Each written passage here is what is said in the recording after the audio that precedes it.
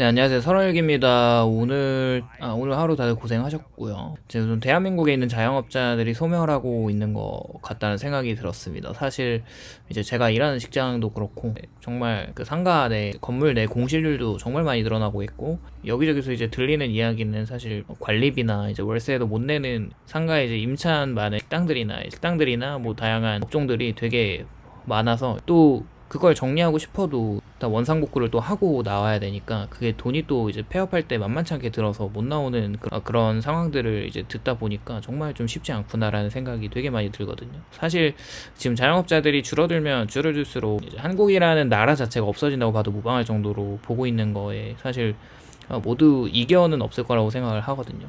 대한민국 자영업자들이 600만 명에 이른다고 하죠. 근데 이번 올해 5월까지 자영업자가 폐업을 하면 받는 실업급여 지급액이 있거든요. 자영업자들도 이제 사장님들도 폐업을 신고하면은 실업급여를 이제 국가에서 받게 되는데 그런 지급액이 사상 최대치를 경신했다고 합니다. 지급액이 무려 76억 7,500만 원이고 지난해 같은 기간에 69억 4천만 원보다 10% 정도 급증한 수치라는 거죠. 올해 들어서 문을 닫는 자영업자는 계속 늘고 있다고 하고 있고 6월 고용원이 없는 자영업자들, 즉 직원들이 없는 자영업자들, 홀로 사장님들이나 사장님 가족들이 운영하는 자영업자들이 425만 3천 명이고 폐업을 또 막아보고자 돈을 빌린 자영업자들이 336만 명으로 금융기관에서 빌린 대출금이 1113조 원에 달한다고 하죠. 그렇게 자영업자 폐업 증가는 자연스럽게 국내 실업률의 증가로 이어지고 있는 거고 정말 어려운 상황인 것 같습니다. 코로나가 터지고 나서 자영업자들은 그 기간이 끝나면 장사가 다시 잘 될 거라는 희망으로 정부 지원과 대출로 폐업을 막고 계속 버텼는데 코로나 기간이 끝난 이후에 고금리 시대가 기다리고 있었고 또 장기간의 고금리 지속은 자영업자들이 지속적으로 버티기가 쉽지 않은 또 높은 이자와 또한 내수에서 지갑을 또 닫는 소비자들로 인한 오히려 코로나 기간보다 장사가 더 안 된다는 절망적인 상황이 계속되고 있는 거거든요.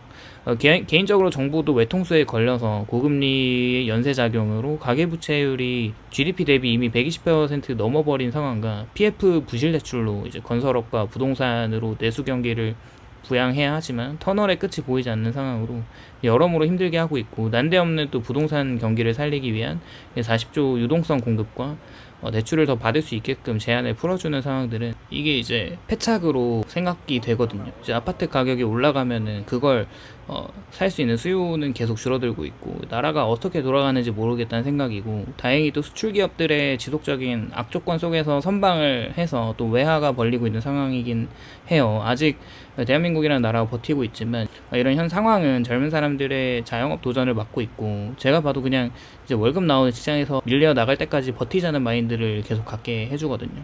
근데 미국의 금리 인하를 기다리면서 이제 한은도 금리 인하를 할 수 있는 터미널 금리가 이제 보이긴 하지만 생각해보면 금리를 인하할 때 항상 경기 침체가 역사적으로 더 세게 왔었고 이제 금리 인하를 한다는 것은 정말 이제 버티다가 이제 정말 못 버티겠으니까 이제 그 금리 인하를 하는 거잖아요. 그렇게 경기 침체가 오고 한국은 또 미국이나 중국의 침체 영향을 비껴나갈 수 없기 때문에 앞으로 또 버티면 더 괜찮아진다기보다는 점점 시간이 가면 갈수록 더 힘들어지는 상황이 나타날 거라는 생각이고요.